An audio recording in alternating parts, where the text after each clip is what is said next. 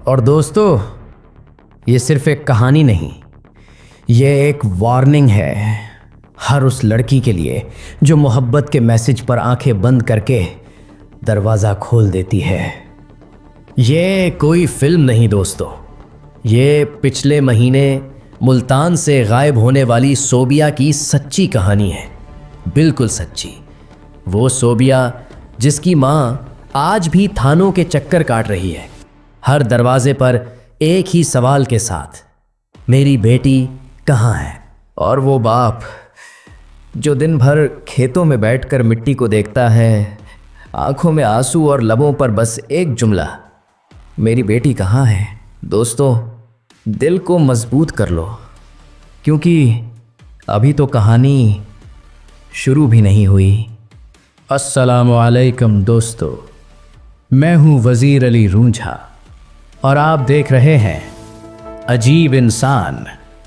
आज जो कहानी मैं लेकर आया हूँ, ये कोई फिल्म नहीं, कोई अफसाना नहीं, ये मुल्तान से कराची तक फैला हुआ वो सच है जिसे सुनकर तुम्हारा दिल धक से रह जाएगा, तुम्हारी रगों में खून जम जाएगा और रात को जब तुम अकेले होगे तो तुम्हें यूं लगेगा जैसे कोई तुम्हारे पीछे खड़ा है। दिल मजबूत कर लो, क्योंकि अभी तो कहानी शुरू भी नहीं हुई।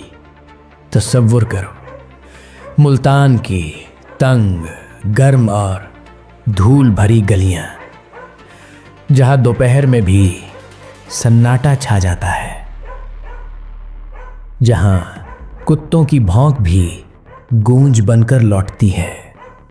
वहां एक छोटा सा मिट्टी का घर और उसके अंदर 22 साल की सोबिया, आंखें सितारों जैसी और दिल ख्वाबों से भरा हुआ। बाप कपास के खेतों में पसीना बहाता है, माँ चूल्हे के पास रोटियां लगाती है और छोटा भाई स्कूल बैग उठाए माँ की दुआ के साथ घर से निकलता है। जिंदगी सादा थी, खामोश थी, मगर सोबिया के सीने में एक आग जल रही थी, मोहब्बत की आग। ऐसा जज्बा जो पहले ख्वाब लगता है और फिर आहिस्ता आहिस्ता जिंदगी को राख बना देता है। और दोस्तों, यही मोहब्बत आखिरकार सोबिया की पूरी जिंदगी बर्बाद करने वाली थी। सब कुछ शुरू हुआ फरहान से। बाजार में कपड़ों की दुकान पर खड़ा एक खूबसूरत लड़का, जब भी सोबिया गुजरती वो मुस्कुराता और एक मानी खेज नज़र से देखता। एक दिन उसने हिम्मत की और आहिस्ता से बोला, सोबिया, तुम्हारी आंखें सितारों जैसी हैं। बस यही एक जुमला था जिसने सोबिया की पूरी जिंदगी उलट दी। इसके बाद रातें बदल गईं। व्हाट्सएप पर घंटों बातें, ख्वाब, वादे और झूठी उम्मीदें।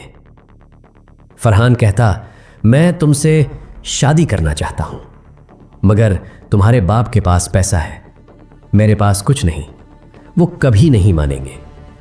फिर आवाज में हल्का सा दर्द और अल्फाज में मीठा जहर, सोबिया भाग चलो, कराची भाग चलो, वहां मेरा एक दोस्त है, नौकरी मिल जाएगी, अपना घर होगा, बच्चे होंगे, और आखिर में वो जुमला जिस पर अक्सर जिंदगियां कुर्बान हो जाती हैं, हम खुश रहेंगे। और सोबिया, जिसे मोहब्बत सच लग रही थी, ये नहीं जानती थी कि वो अपनी खुशी नहीं, अपनी बर्बादी का रास्ता सुन रही थी। सोबिया रोती रही, डरती रही, मगर आखिरकार दिल हार गई। एक रात जब घर में सब सो रहे थे और चांद भी शर्मा कर छुप गया था, सोबिया ने एक छोटा सा बैग उठाया, 2 जोड़े कपड़े, थोड़े से पैसे और दरवाजा खोलकर बाहर निकल आई, खामोशी के साथ, आंखों में आंसू और दिल में उम्मीद। बस स्टैंड पर फरहान उसका इंतजार कर रहा था। दोनों ने हाथ पकड़ा और कराची जाने वाली बस में बैठ गए। बस चल पड़ी और पीछे सोबिया का घर, माँ बाप और पूरी जिंदगी धुंध में खो गई। फरहान ने सोबिया का हाथ चूमा और आहिस्ता से बोला, अब तुम मेरी हो। हमारी मोहब्बत जीत गई, मगर दोस्तों, मोहब्बत नहीं जीती थी, जीत चुका था एक दरिंदा।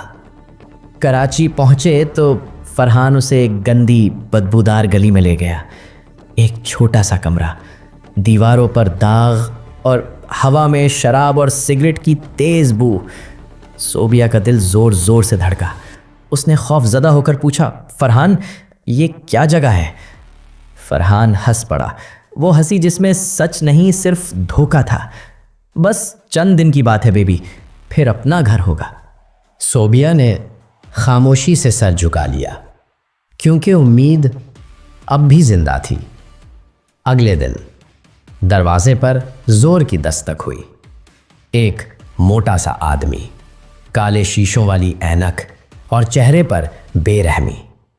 वो अंदर आया और नाम लिया गया रियाज भाई, कराची के सबसे बड़े इंसानी स्मगलिंग गैंग का सरगना। वो शख्स जो लड़कियों को गैर कानूनी तरीके से दुबई, मस्कत, बहरीन और न जाने कहां कहां बेच देता था। और सोबिया अब एक लड़की नहीं रही थी, वो सिर्फ एक माल थी। रियाज ने सोबिया को ऊपर से नीचे तक घूरा और फिर एक खौफनाक मुस्कुराहट के साथ बोला, वाह फरहान, ताज़ा माल लाया है। कहाँ की लड़की है? गोरी चिट्टी, मासूम। और फिर वो जुमला जिसने सोबिया की तकदीर पर मुहर लगा दी, ये तो दुबई में बड़ी रकम का जरिया बनेगी। उसी रात जब सोबिया थकन से सो रही थी, उसके कानों में कुछ अल्फाज टकराए। फरहान फोन पर धीमी आवाज में बोल रहा था, रियाज भाई, लड़की तैयार है, बस 2 लाख रुपए दे दो। मैंने उसे पूरी तरह यकीन में ले लिया है। सोबिया की नींद अचानक उड़ गई, दिल जोर से धड़का, लेकिन डरते डरते वो फिर खामोश हो गए, शायद ये सोच कर के सब ठीक हो जाएगा। सुबह जब सोबिया की आंख खुली, कमरा खाली था, फरहान गायब था। उसकी जगह रियाज के 4 आदमी सामने खड़े थे। सोबिया चीखी, फरहान कहाँ है? मुझे घर जाना है। रियाज जोर से हंसा, वो हंसी जो रूह तक काट जाती है। घर? अब तुम्हारा घर दुबई है बेटी। फरहान तुम्हें बेच चुका है। और फिर वो आखिरी खौफनाक धमकी, अब जो हम कहेंगे वही मानना पड़ेगा, वरना हम तुम्हारे घर वालों को ऐसी बातें बता देंगे जो तुम कभी सुनना नहीं चाहोगी। और इसी लम्हे सोबिया को समझ आ गया कि वो मोहब्बत के पीछे नहीं, एक जहन्नम के दरवाजे से अंदर आ चुकी है। सोबिया की चीखें कमरे में गूंजती रहीं, मगर कोई भी नहीं आया। इसे एक अंधेरे कमरे में बंद कर दिया गया। वहाँ पहले से 5 और लड़कियां थीं। सबकी आंखों में वही खौफ, वही मायूसी।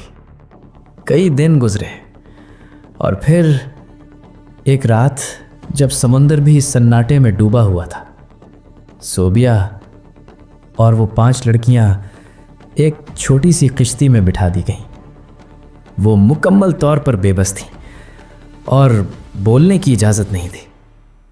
रियाज का आदमी गलीज़ और सख्त अंदाज में बोला, अब चुपचाप बैठो, दुबई पहुंचकर तुम्हारी नई जिंदगी शुरू होगी। कश्ती समंदर में उतर गई। सोबिया रोती रही, अल्लाह को पुकारती रही, मगर समंदर ने भी जवाब नहीं दिया।